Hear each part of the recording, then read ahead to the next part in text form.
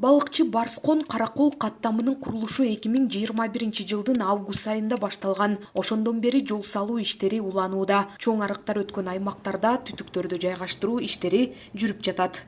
Быйылкы жылы азыр биз жалпы 39 ошол трубаларды салыш керек болсо, ошонун 30-ун бүтүрүп аяктадык. Азыр 6 труба ошол Тосордун ичинде, Тосор айылынын ичинде. Тосор айылынын жанында да бир 3 труба бар. Ал жерге биз керектүү материалдардын баарын алып койгонбуз.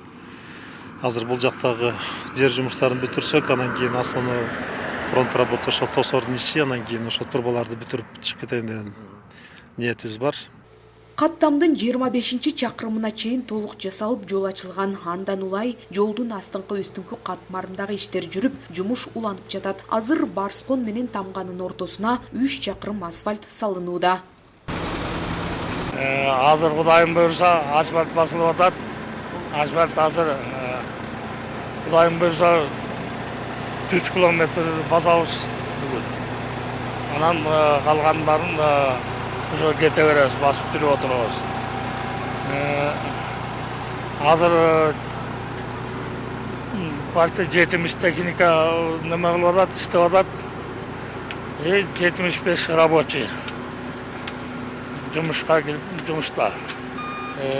Мына бүгүн мынтип Кудайым буйруп асфальт басып атабыз, ушуну Кудай уткулсын.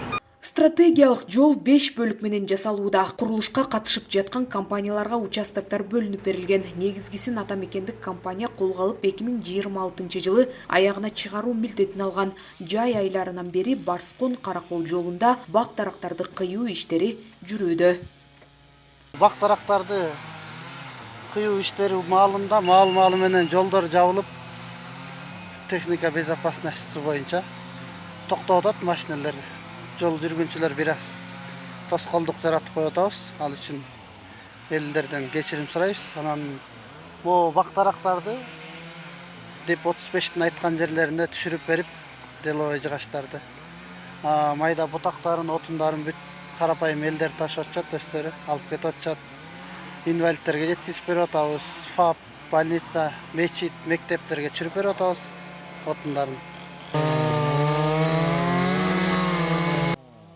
Буга чейин жолдун туурасы 10 метрди түзүп келсе, жаңы жол 17 метр болуп, ортосуна бөлүнүүчү тосмо коюлат. Бул каттамдын жалпы узундугу 141 чакырымды түзөт. Курулуш аяктагандан кийин анын 4 тилкелүү эл аралык маанидеги жолго айланаары күтүлүүдө.